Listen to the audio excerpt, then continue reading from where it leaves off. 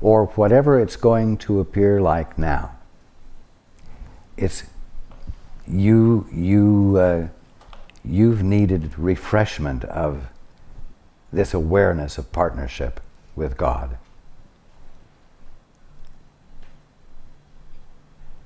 If you're not aware of the partnership with God, and this is true of every single one of you, if you're not aware of the partnership with God that you're in, you don't know what it feels like to be loved.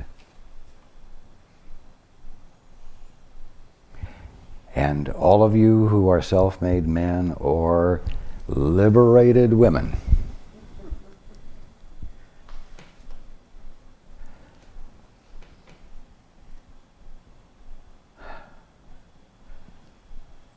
are missing out on the experience of what it feels like to be loved, companioned with,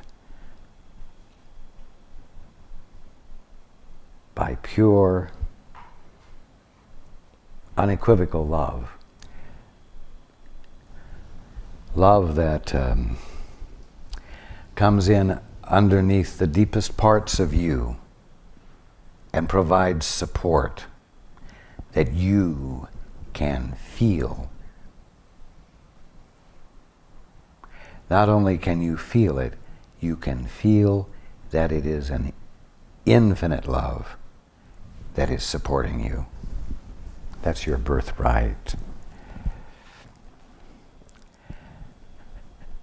But because you're conditioned to try to survive by your own hands,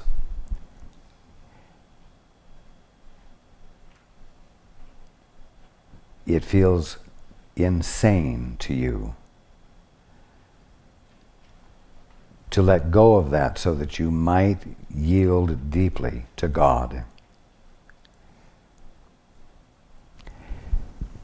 And yet, that is the life purpose. That is the function of this Christ that was born in whatever the manger looked like that you were born in.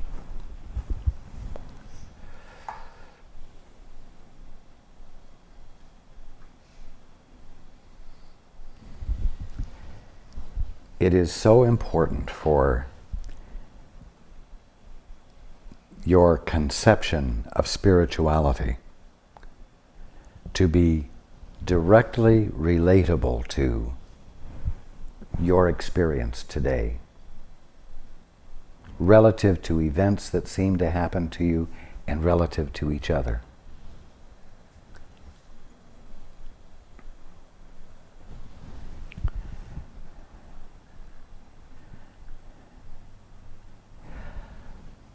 You're all rather like student swimmers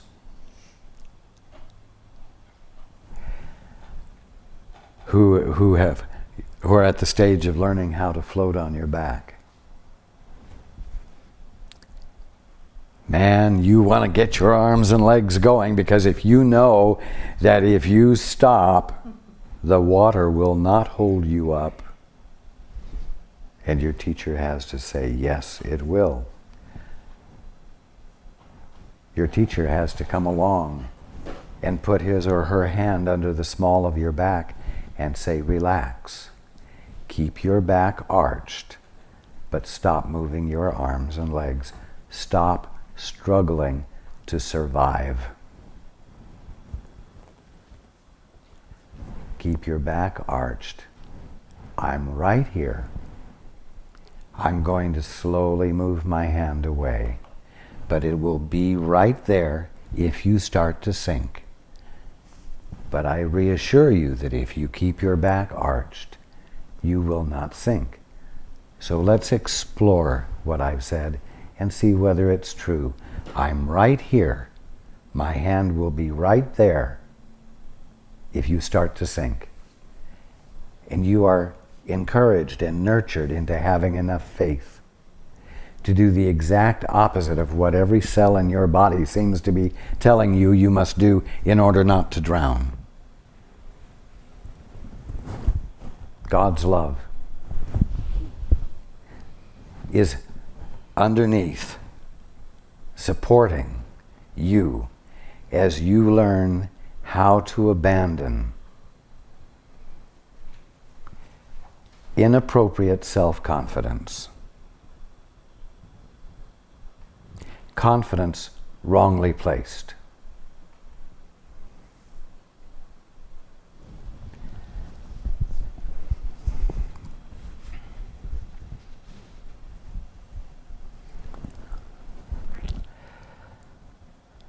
So,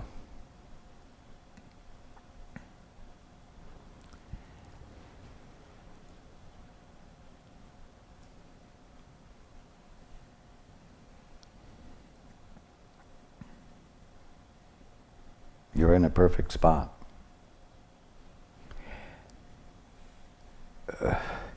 Because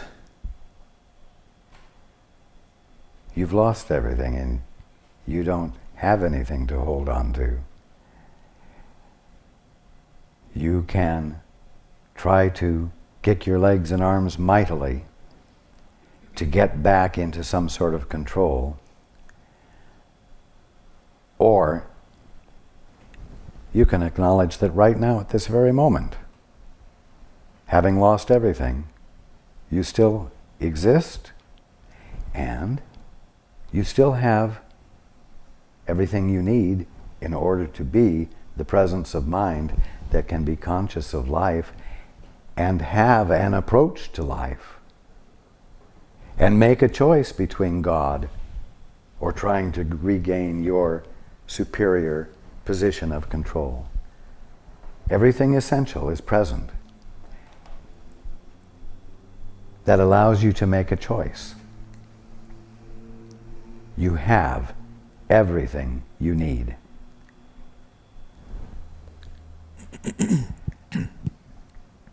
I appreciate that reminder, and I can completely agree with that from the standpoint of the happiest time in my adult life was at a time when I had nothing other than the backpack on my back. And I would love to regain that that kind of experience of being awake or semi-awake, however you would define it. But that I just want to make a slight correction here. You also had this kind of happiness when you experienced this partnership with God in building this house, as well as many other things that you've engaged in your life. So the happiest time wasn't when you had the least in terms of form. The happiest time you had was when you had the least independence. Exactly. Yeah. It's not, in other words, you're saying we shouldn't equate happiness with having nothing. That is exactly right. Okay. It isn't the good father, it isn't the father's good pleasure to give you nothing. Right. Yeah. That isn't what it says. Right. Yeah.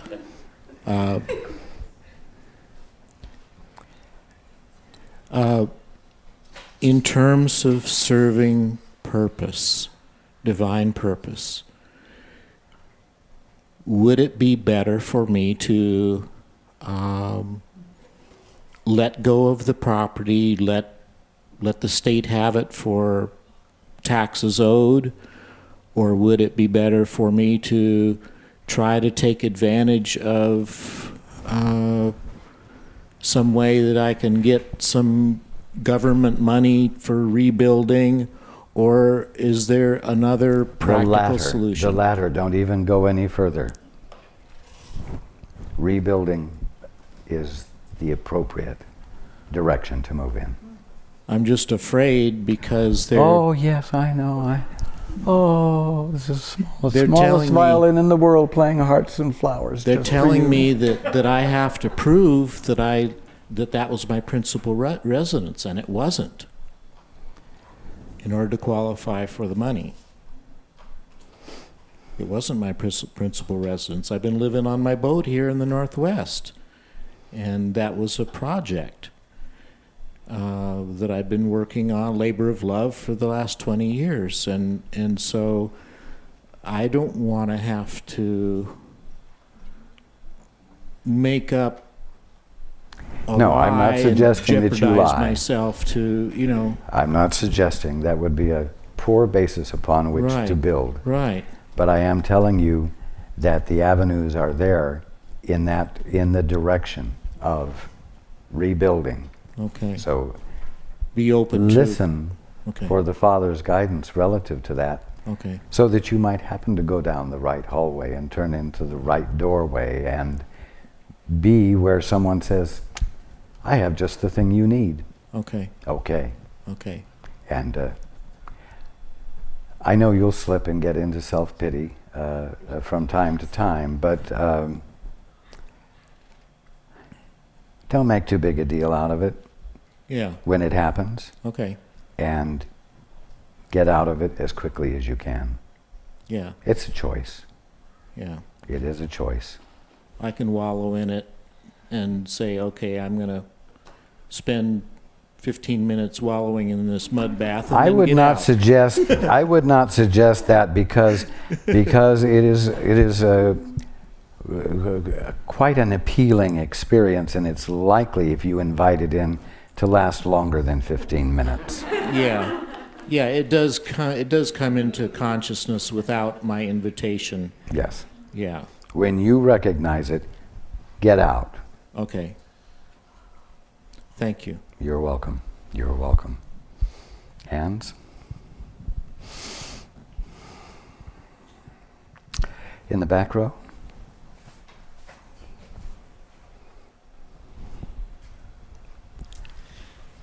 Speaking of expressions of appreciation, I can really relate to that. Somehow, my current job has become something other than what it started out being, and I would like to ask if it's something that I'm doing, or a way that I'm looking at it, or is there something, do I belong there, or I need help. It's still the place for you to be. Anne says, oh, ick, which is my feeling too.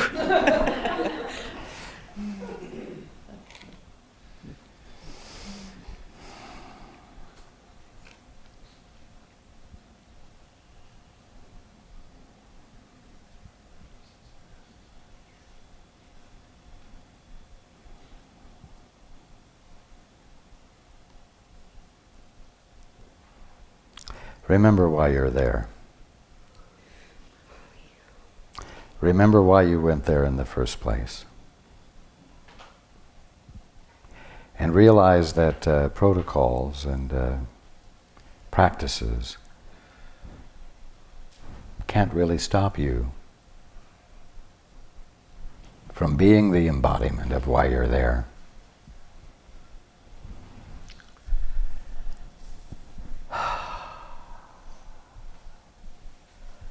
Just because there's resistance doesn't mean you should leave. Hey, I keep coming back, don't I?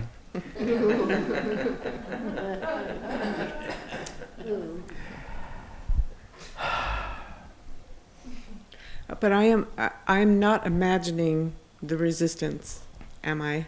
I'm not No, and I'm not marching on to either. look for it. Pardon me? He's not either. Oh, okay.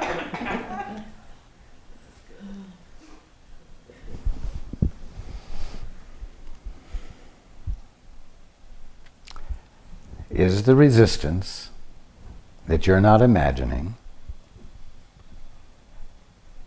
going to be the straw that breaks the camel's back, where you say, I'm going to withdraw my gift?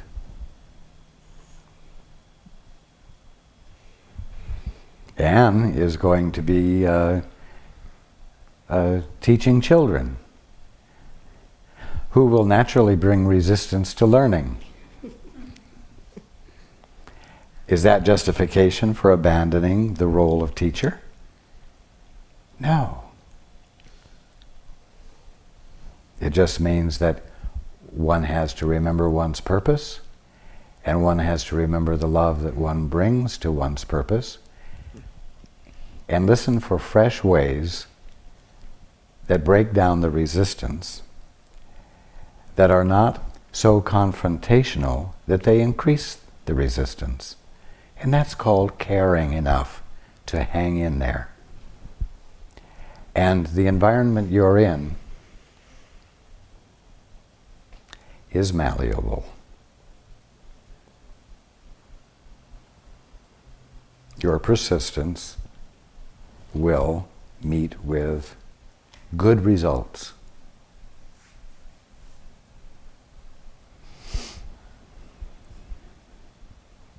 Well, I know that I have felt you with me. I've asked you to be with me, and I've felt you there, and I really appreciate that. Sometimes I forget, like Thursday. It was a bad day, but... I understand. It's all a matter of the choice you make of where to give your attention.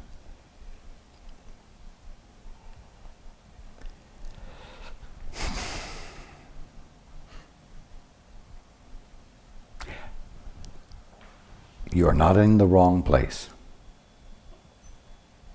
You are in the right place to learn the value of not abandoning your purpose just because there's a little work involved in it. A little persistence where the situation doesn't seem to warrant your caring that much, you see.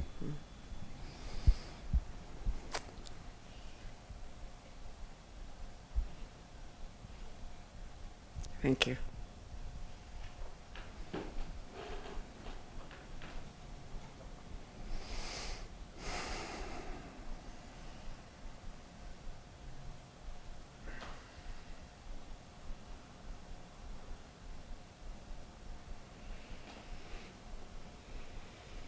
Everybody's really big question is, just how frickin' far do I have to go before it's appropriate for me to withdraw my love, you know?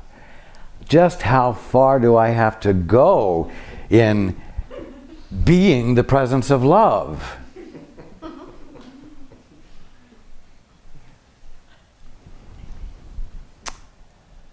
All the way. Because when you go all the way to the point where you're not looking for an alternative to it, you come into focus. You come into integrity within yourself because you aren't split any longer. And when you come into that integrity, the only way I can describe the experience that you would understand is that you come into an experience of infinite power. But it's not an infinite power over anything. It's an infinite integrity, an infinite integration, an experience of being infinitely connected with what everything divinely is, which therefore is an experience of non-threat that doesn't call for defense. It's an experience of power that can be defined as an experience of invulnerability.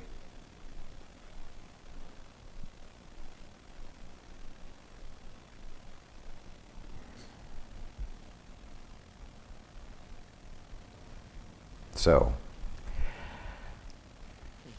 how far do you have to go with this love stuff? All the way.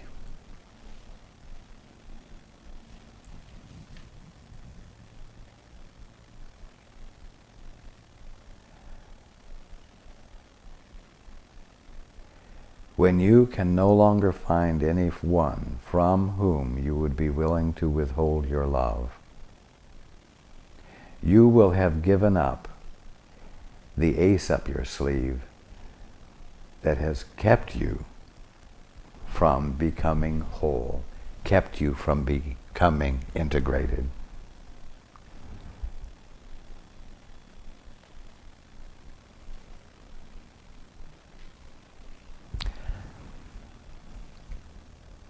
Some evening this week, and I don't suggest you're taking any more than a couple of hours to devote to this. Ask yourself, what is the payoff? What is it you think you're going to get by having this ace up your sleeve? By having an option? Other than being the unequivocal presence of love, the embodiment of love, the place where love finds expression.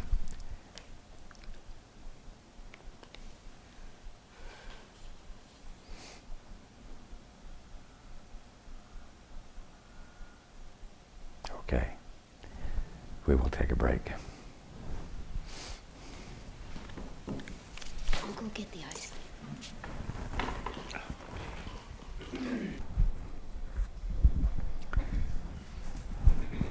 Okay. Hands.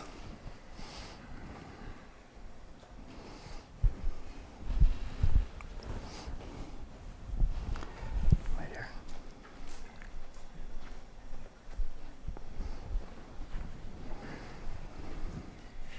I'll practice. Thank you for being here, Raj. You are welcome.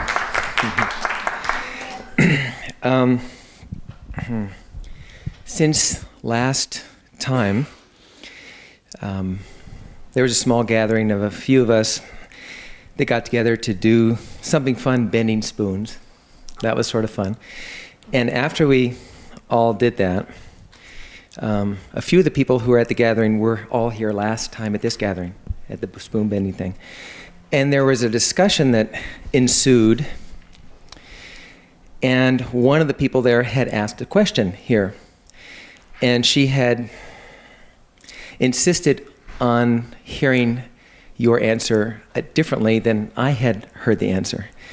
And I was getting quite animated with trying to convince her that she heard in the wrong way. And someone else at the little gathering asked me, do you think you have a little vested interest in this? And I got a little embarrassed. But I realized that I actually found myself in a position that, like trying to defend you, because they were asking about, Raj. And so I was thinking that you probably don't need to be defended against anything, and if you're talking about truth, that doesn't really need to be defended. So I got a little levity there. But I started really feeling that if somebody really, everybody hears it differently. So for them to hear it differently, that opens up a real tangible feeling for me that, we're probably seeing it differently too. And so, and I, of course, like to believe that I can, see truth, or like you said at the beginning of class, open up to something outside the box. And I want to be the first one to say, yeah, I can do that. But that's just a belief. And I realized, in the last few days in particular, I've been really looking at the difference to me with what it feels like to trust and have that feeling embodied in my body of the energy flowing, and then the very different feeling of believing there's trust, Yes. which is very, very different. So I want to ask you, and it might be different for everybody, but in my particular case, is there some salient thing or obvious thing that can help me, besides the feeling, but when I'm stuck in the belief of trust, it's not always easy to recognize, well, that's just the belief. And of course, when I'm in the feeling, there is no question, because it's, the feeling is there, the trust is there, and the flowing is happening. What I say I want is to be in that feeling all the time. Because when I'm in it, who wouldn't want to be there? But if that's really what I want, well, then why do I do something different? There's a habit and conditioned responses. That's all. And it's like doing a mantra, doing a meditation. When you find you've slipped away from your mantra, you gently come back to your mantra. The moment you realized you've lost the feeling and you're into thinking about the feeling, shut up and move back to the feeling.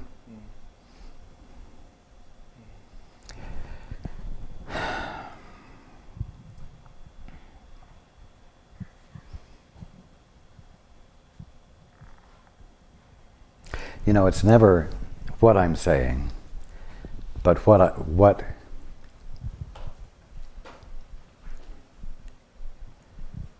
it triggers in each of you. And it is going to trigger different things in each of you, because each of you are listening to me from a different mindset, a different set of circumstances that you've brought with you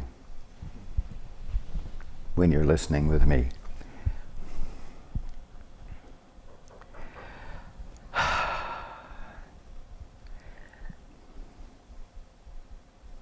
Leave each other free to be with the response my words have triggered.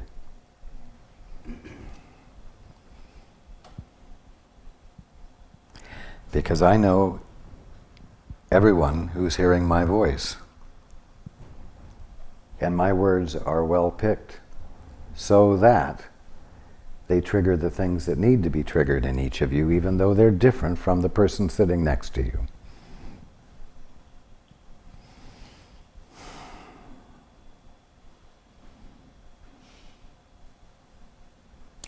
I am not providing you with knowledge.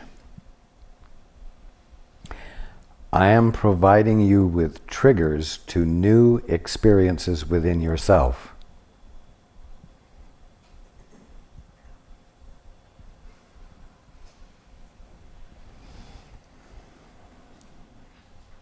Outside the box. We might be Always outside the box. Absolutely.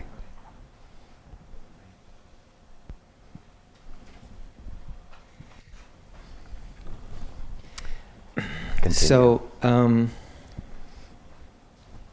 with that said, I want to ask another question, which to me is related with this, and I've asked about this previously to you, with this business that I'm in the process of putting together with two other individuals.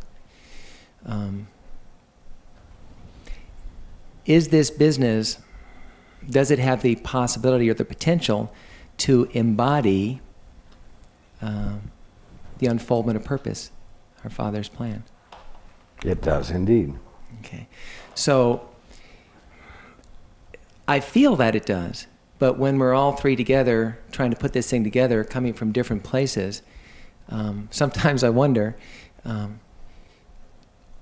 for it to do that and be a place, as you previously suggested, to be, at least for me, more about giving than getting, which really resonated with me, and I want to thank you for that. That was really